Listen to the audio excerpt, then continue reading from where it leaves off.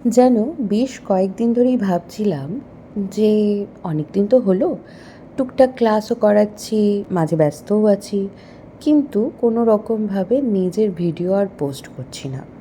বিশেষ করে makeup related, যেটাতে আমি আগে খুব চর্চা করতাম। তাই ভাবলাম আজকে একটুখানি নিজে নিজে কিছু নতুন প্রোডাক্ট দিয়ে সাজগোজ করা যাক, আর তোমাদের সাথে একটু গল্প করা যাক। ছোটবেলা থেকে কিছু শুনি আর না শুনি, তবে রূপ নিয়ে কটাক্ষ শোনাতে কেউ কিপটেমি করেনি। বরঞ্চ এই বিষয়ে জোর এতটাই দেওয়া হয়েছিল যে আমার উচ্চশিক্ষার ভালো পার্সেন্টেজের মাঝেও একটা কোয়েশ্চেন মার্ক রেখে দিয়েছিল।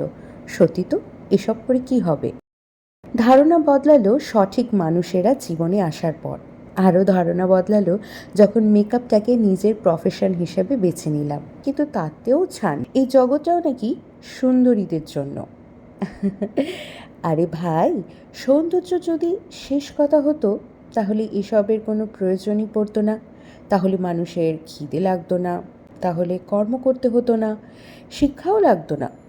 শুধু রূপ ধুয়ে জল খেলেই হয়ে যেত। কি, কথাটা গায়ে বিঁধছে তো? আমাদেরও বাধে। দেখুন, এই পৃথিবীতে কেউ পারফেক্ট নয়, এই কথাটা আমরা বরাবর শুনে এসেছি।